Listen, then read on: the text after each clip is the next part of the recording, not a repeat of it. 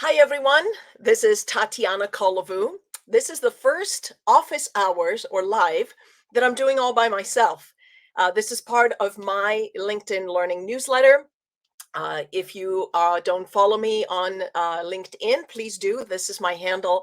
But today is a day that I've been thinking about for quite a while now. I have wanted to do office hours for one specific course. I really do think that learning comes to life when you get a chance to connect with the instructor, when you have specific questions, and when you, on your own, have a chance to consume the material and then discuss it. I teach, I'm an academician. I work at the Kelley School of Business at Indiana University, and we have regular office hours once a week, usually online or in person, where our students can come and see us and chat about how some of the content affects what they're doing. It could be around a project, or it could be specific around some presentation that they're giving. I teach business communication. But before I tell you a little bit more about the class that we're going to discuss, I wanted you to write in the comments and tell me where you're coming in from. I wanted to welcome all of you. And this, I have to admit, is a pretty brave thing because I don't have a guest that I will be introducing. I want to field your questions or possibly look at questions that have come in into the course. The course that we are looking at specifically is this. And if you missed it, you can copy all this and look at it. It's a course called Designing and Delivering Business Presentations. So, business presentations are a way for you to communicate your brand in a way, or to get more visibility in your organization, and to get in front of several eyes that can see you. Now, on this link that I'm sharing here, I opened the course and I was able to make it free for you so you could look at it and then we can talk about a few questions. So I'm also using an app here that is called Aham. And you can see this here. Let me see if I'm using it right side. So the course is called Designing and Delivering Business Presentations. So as we go along, let me see here. Let me hear where you're coming from. Honolulu, Patricia, thank you so much for joining us. So this course was filmed several years back, and we did a repeat of it. Or a refresher, I would say. Good afternoon, Larissa. Thanks for joining us. So it was a course that had a protagonist. Saudi Arabia, thank you. And IT, we'll have a lot of good examples from you, Mehboob. I wanted to share with you here, this is kind of what the course visual looks like. Let me give you this. And if you go into the course, you can look at it and you look at the different chapters. So with the link that I am posting here, it's free for you to use. So as we think about delivering business presentations, I'll keep this going. And Ayhan from Bursa, Turkey. I'm from Greece, so we're neighbors. Brazil, another Brazilian friend, and a friend from Toronto. Very nice. Coming in from New York, and we've got a Missouri. April, thank you for joining us. So this course talks about audience analysis. It talks about presenting in a logical format, and in a logical approach. So making sure you appeal to the logical appeal of your audience, the emotional appeal, making sure you speak to common values that you have with the audience, but overall projecting your credibility as well. Hello from Egypt and from Nigeria and the UK. It's wonderful to have you all. Thank you so much for coming in. So we're talking about France and Australia. I should make a visual of all the places that you're coming in from. Maybe in the next course, in the next office hours, I'll have that. Hold me to it here. So in this course, Designing and Delivering Business Presentations, we talk quite a lot about, let me get this to show here. We talk a lot about the strategy that you have to take on in order to deliver a message.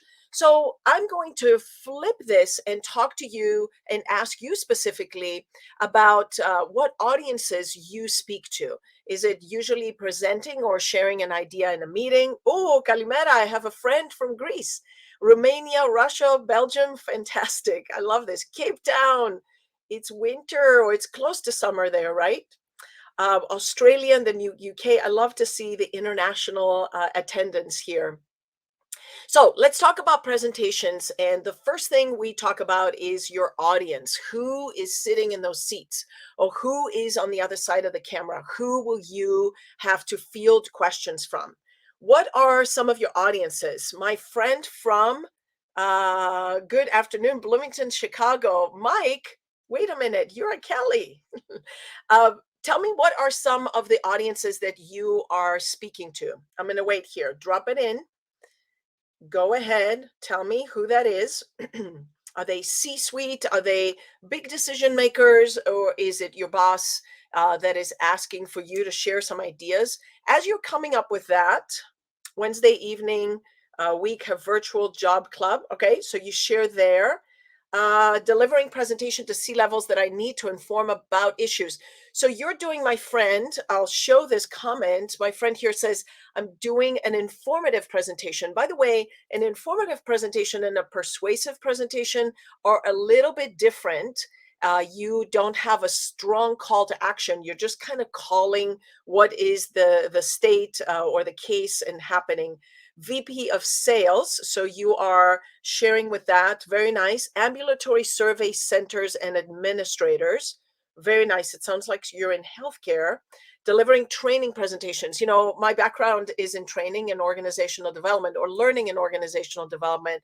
And it's wonderful when people sign up because they want to come, like all of you, to an office hours. But sometimes people are told they have to be there, and we call those the prisoners, where they're sitting in the room like this because they don't want to be there. A salesperson presentation, very, very nice.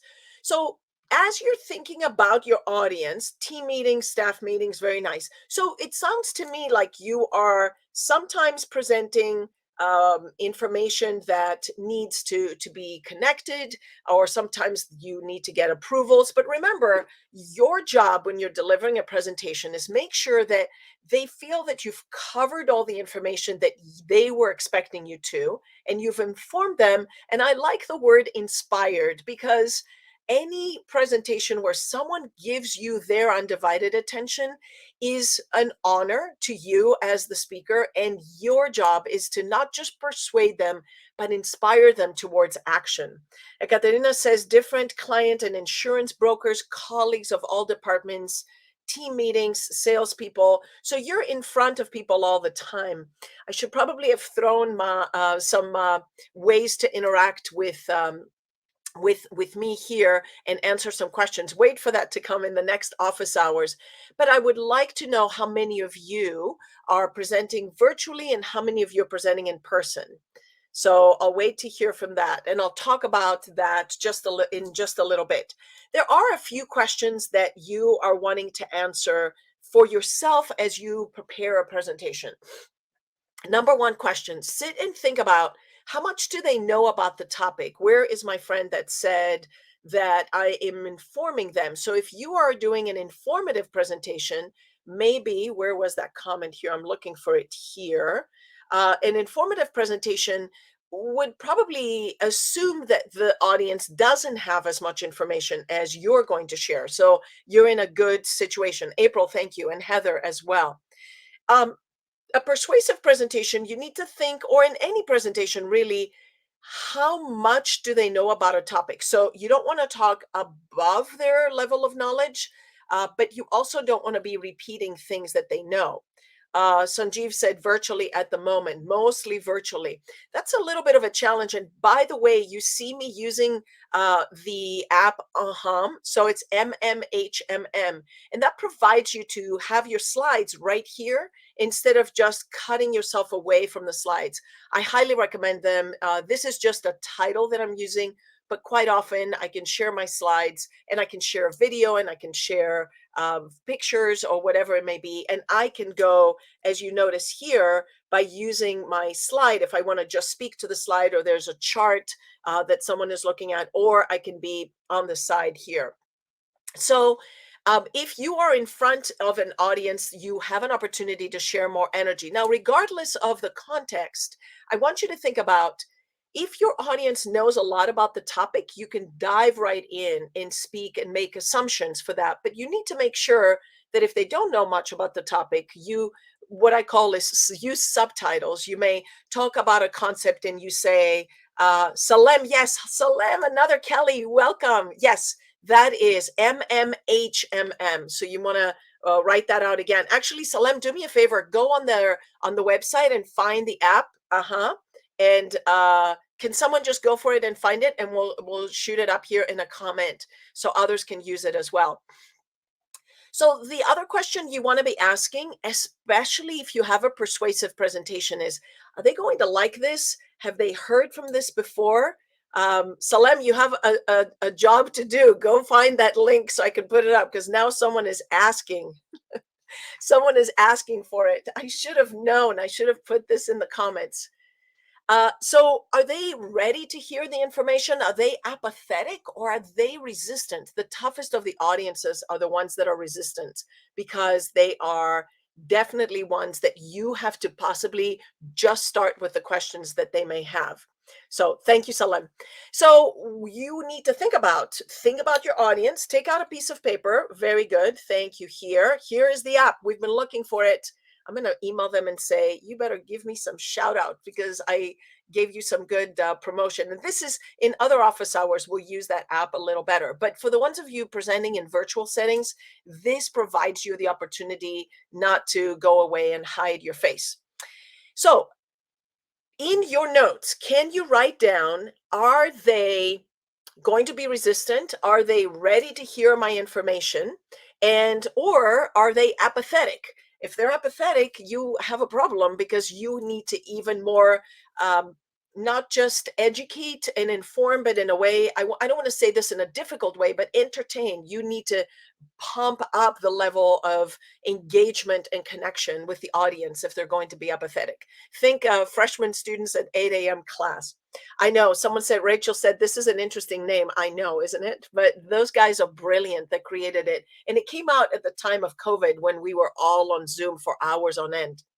So those are the two questions that you ask. And there are two more questions that I want you to ask.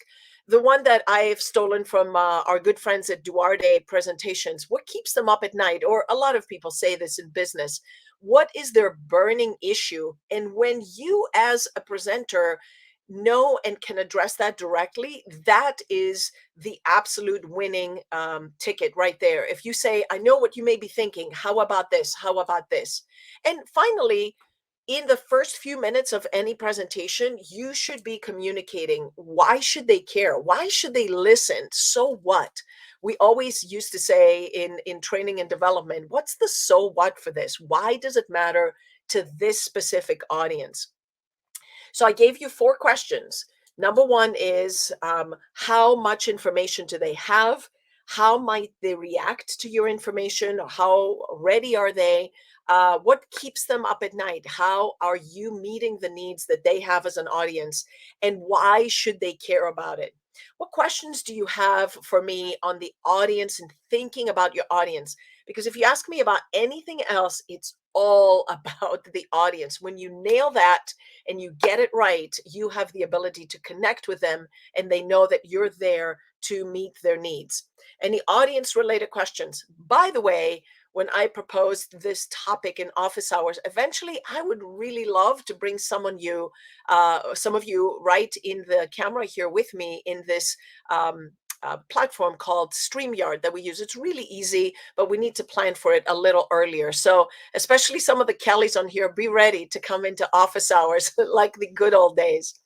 So as you think about who is my audience, I'm going to pause for a little bit. I want you to take out a piece of paper and write down knowledge level, high or low.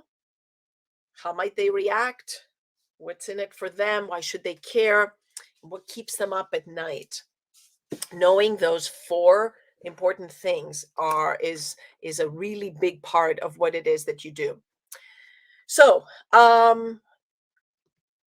Mehboob says, my focus usually is to share monthly SLA statistics to my group team members as well as to my immediate boss. In order to present, we're all delivering services to our clients as data service providers. Very good. So you're informing pretty much, and you're doing an update for the month. Is that what you, I think, as a project manager? So maybe for your team, you should start with here are the three things. By the way, here's another from an organizational standpoint. Try to keep things to no more than three so people can retain them. Here are the three things that I'm going to tell you with this report, and here's why this matters for us. So here's how what you can do with them.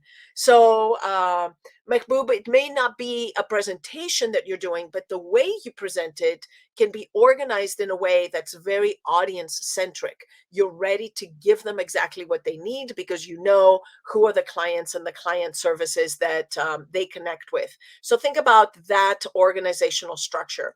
Anyone else thinking or presenting information that they may be doing on a regular basis, or is anyone working on a big presentation that is really a deal breaker for them? I'm going to be a little patient because then I'll tell you what's coming up next. Some of you may be informing and some of you may be persuading. Let me read to you as you're thinking. I'm going to go and read a couple of the questions that we have that have come in my Q&A feed in this course for delivering business presentations. Again, I want to put this out. If you missed it, here is uh, my posting of opening this course for free. As soon as you touch it, it stays open for 24 hours. And I would recommend you can take a look at it and you can go ahead and take the course and see if you have any questions. So Katerina says, educating the market, discuss claim scenarios, how the insurance coverage works in different situations. So I'm guessing here what you're saying, Katerina, is, let me jump in and put this up here, that different situations and the information that you're sharing. So make sure you organize that in that information. You're educating the market, discussing claim scenarios. So you could be preparing three different scenarios, and maybe your colleagues can be focused just on that. April says, I'm presenting at a conference on changes in the survey process due to COVID and the top 10 decencies in the last year. So you pretty much have it pretty organized. My recommendation, and I'd like to transition over to talking about organization or the logical appeal. Your preview may be, as I say today here, we're going to talk about the audience analysis and how you approach a presentation, talking a little bit about the logical and the emotional appeal and the credibility appeal of your presentation. So in your case, April, you're presenting at this conference on changes.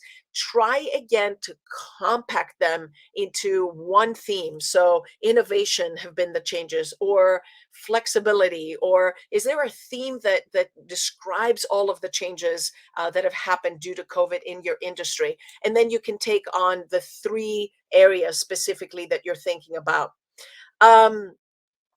Salem, I know Salem is now a PhD student, which is very cool. Academics and practitioners, at least for your career moving forward.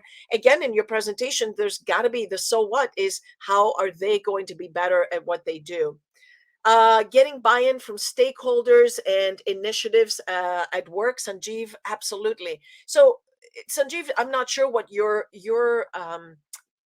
area is, but to get buy-in, you have to be thinking about what they're thinking and how do you answer their questions before they even ask them. In a way, that's the logical appeal, but you build credibility appeal as well. You can work from that specific. Mehboob, let's talk about the worksheets on the side, because I think that has to do with a premium piece or not. So as you think about your organizational structure, the one mistake that a lot of designers of messages and presenters make is to open the slides and start designing the slides. And in the course, I've designed it around a protagonist. Her name is I'm blanking on her name now. It will come to me. But she is working in a human resources department, and she is given the charge to explain why the company should enter the country of Brazil to do business. So as she enters this challenge in a way, someone really literally stops by her office and says, "You did such a good job with the previous presentation. Why don't you do some research on Brazil and tell us why we should go there?" So as a learner, you're watching from the outside and you watch the protagonist. Katie is her name. I blanked on that name. So you watch Katie struggle and think, what do they know? Why should they care? What's important to them? Who has been successful in the past with presentations to this audience? So it's really important that you think about how you can connect with the audience analysis. But then you see Katie say, all right, I should focus on three specific themes: on the connections we need to make, on the relationships we need to build first, and recognizing that we need to be patient with entering another country. So I recommend for you, especially the ones of you that are doing informative presentations, having a sense, or writing down. I keep pulling the notepad here, writing down the information you want to share, and maybe figuring out if there's a theme that you can be working around in the big picture. Think about the theme being the umbrella, or the forest in which you plant your trees, or each of your individual parts of your presentation. And there should be three or no more. Two is not enough, and five is too many for people to follow. So you want to have your three different parts. So for all the ones of you that said, I have information and I have things coming up, can you write down, you have the answer to some of your questions? What would you say are some of the three main parts that you want to cover? And is there a theme that covers or encompasses all of those three? I'm going to give you a little bit of a time to wait here as you do that. For Katie, she decides to talk about Brazil being the tiger of South America, a robust market for their specific industry, and one that they really need to work in and they need to connect with too. So, from a logical appeal, your information needs to whet the appetite of the audience, needs to answer some of the questions of the audience, and needs to give information enough to get them to build your credibility. Back to knowing who your audience is, when you are able to connect your emotional connection to them and knowing what it is that they need, that boosts your credibility as you go forward. That helps you look more informed and look more prepared as you keep going. Obviously, as you see here, for me, even, I don't keep using the slides and connecting with that and doing it a little too much, because I want your focus to be on what I have to deliver versus what the information is. So make sure that your visuals are not overbearing and they are designed in a way that keeps the attention on you as the speaker. Now, transitioning to another column and part of your influential appeal, if even if you're informing, or even if you are influencing or persuading, you need to connect to the common values. Knowing what matters to your audience allows you to present in this way. And it could be simple things that you may say, this is really important because we know that in our annual report, we stated these numbers, or last quarter, this is one of the reasons that our sales were down in this area, or in this sector. So everything that you talk about meets the needs of the audience as you continue. There's nothing better than having that information, but also communicating in a way that shows that you are interested and you are really connected with the audience. uh, I coach and teach so many of our fantastic MBA students to get in front of what we call a case competition, a set of judges. And even though they may be presenting the case to a company, I always encourage them to watch shows like Shark Tank, because in Shark Tank, you really see the speakers that own a good idea, that really have an emotional connection to their idea. They're excited. They tend to be more favorable. Now, mind you, they have to have done their homework, because next I'll tell you about one other tip that is important to follow, and that is being prepared for the Q&A. So your logical appeal, your emotional appeal, it blends your credibility, how you use your visuals, how you've done your research, how you tap into the content and knowledge of others, but then finally, how you prepare for question and answer. That is absolute key. First, you design something on paper, then you design your visuals, and finally, you prepare and make sure you have questions that may be asked. You've prepared for each of those questions. So, I'm going to ask some of you now. I'll pause a little bit and have you just throw in general questions that you have for any of your presentations. As you do that, I'll look into some of my questions in my own Q&A in the course and find that, let me look for this here. I can find that this course, for example, in the Q&A, I saw someone said, what if you have a mixed set of audience? You have people that know nothing and you have people that are very knowledgeable. And in this case, you need to approach it in the way of saying, hey, look, I do recognize that you all have a mixed level of understanding. So be patient with me for a minute and let me communicate X, Y, and Z, or you share a definition. Okay, Mehboob, you said, I find it difficult to engage audiences. Let's jump in here.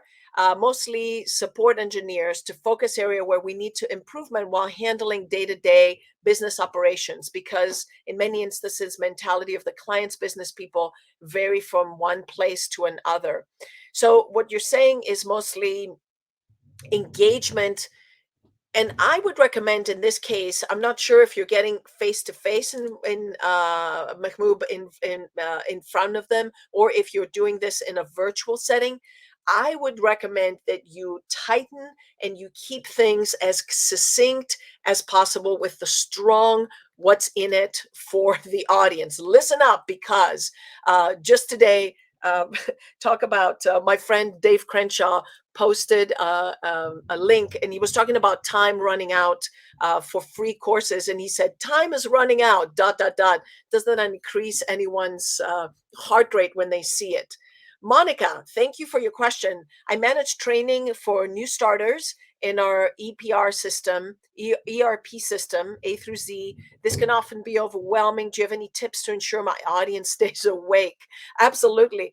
I would say, Monica, preview. Today, I'm going to tell you this, this, and this, and compartmentalize it. And sometimes it even helps in your visuals. They know where they're going. So they know that we're talking about this bucket, and then maybe get them to engage. Monica, are you in face-to-face or are you online? Because another way that I highly recommend are things that you may do. Let me post here. I can't put it on the chat. Oh, darn. Lesson learned. I need to be able to click it in myself. I will post it later on this. One place where I learn a lot of tips on how to engage with trainings is one of my big learning mentors. His name is Tiagi, Thigi. So at tiagi.com, I've attended a lot of workshops, and there are lots of ideas. It's mainly for trainers, but all of you, like Monica, you said both face-to-face and online. You're conducting training seminars pretty much when you do presentations, because you're asked to engage the audience. It's much easier to do when you're face-to-face. It's a little harder to do when you are online. Another recommendation for the online that I have, that I recommend, is to engage the audience, is an app or a system called Slido, Slido. I will drop this into the resources here that I'll connect the more that I'm talking about it. And the final one is Mentimeter. So both of those are ways to connect and engage with the audience and have them share some of these. Monica represents a short quiz or small activity every 30 minutes. Yeah. So Mehboob is saying, Monica, you should create an engagement, and that's what the apps that I'm sharing can actually do specifically. So designing and creating and delivering business presentations, I highly recommend you get on the ball and you watch this class, because this will give you every step-by-step, and you see someone go from the beginning to the end. No, Scylla is Slido.com. Thank you. I will share that, because I'll grab my phone and I'll enter some of these resources too. So to recap, some of this is first design on paper, then you go to your deck. Always, before you design what you're going to say, think of those 4 questions and think of what your audience needs. How much do they know? Why should they care? What's in it for them and what keeps them up at night? And finally, are they going to give you trouble? Are they going to be like Mahbub and his engineers that need to be engaged and entertained? When you do that, then you start designing with a logical appeal in mind, and then emotional appeal, how you present and how you connect with them. Simple things like saying you and us and the name of the company, and simple phrases, for example, and making sure that you're not talking in technical terms. My good friend Dave Human, he's probably going to watch this a little later, has a book called Weekend Language. And it's just brilliant, talking about not getting too technical in terms that you use, making things very, very simple in the way that you share them. Scylla, yes, that's the app that I'm recommending that you use. Finally, your credibility appeal, your ability to speak in front of a group gives you visibility. And I was just watching, I think Mel Robbins or a confidence class that just came up. I should have had this right at the tip, my fingertips, to share it with you. A fantastic new course that just came in LinkedIn Learning, and it talks about one really important attribute or ability is to have visibility. And anytime you get in front of a group, gives you more visibility, and you can deliver that message and bring value to your audience. I know it's nerve wracking. We didn't talk about delivery much. It's nerve wracking, but every time, the more you do it, the more experience you receive. And the just, today I can tell you 5 things. As soon as we shut this down, I'm going to make a list of things that went well and things that I want to do differently, because it's kind of hard to carry an office hours with Q&A when Q&A is all in writing. I would much rather talk to people specifically, as we say. So I want to finish with, how do you put all this in action? And in the course, by the way, Katie actually delivers. I even do a little piece on visuals and how you should interact with them, although there's some fantastic new courses on the LinkedIn Learning Library on delivering and designing visuals. But how you deliver and how you stand and how you speak, any questions that you have on delivery. When I looked at the Q&A earlier today, someone said, I gesture a lot. Should I not gesture as much when I'm in a online presentation?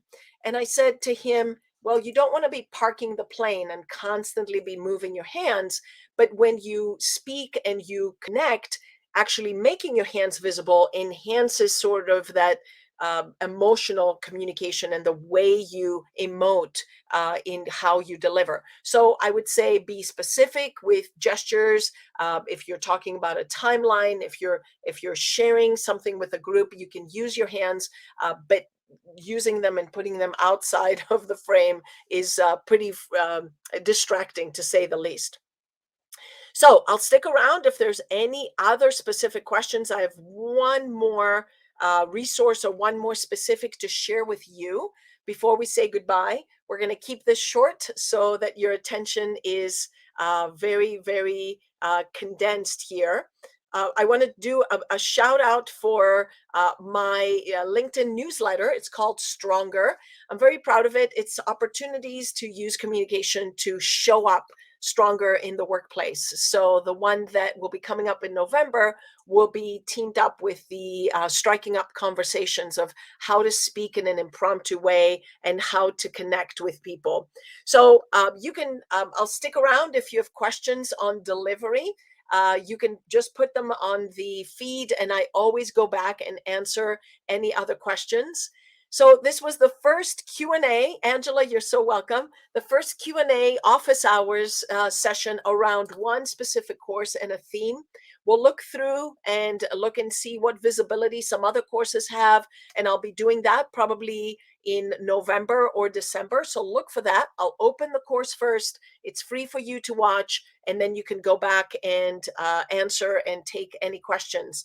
I want to go back to everyone from Hawaii and Brazil and Toronto and Turkey and New York, Missouri, Nigeria, the UK, France, Australia, Croatia, Russia, Romania. I'm going to make a map of this for the next one. South Africa, even from Bloomington, and say a big, big heartfelt thank you for attending the session today. You made me feel a little less scared about running office hours on my own. I promise to make it better as we go forward. Have a great rest of your day. Follow me on your online. Let me put this banner here. This is my link, and I see the comments coming in. Wonderful. Thank you so much. Have a great rest of your day.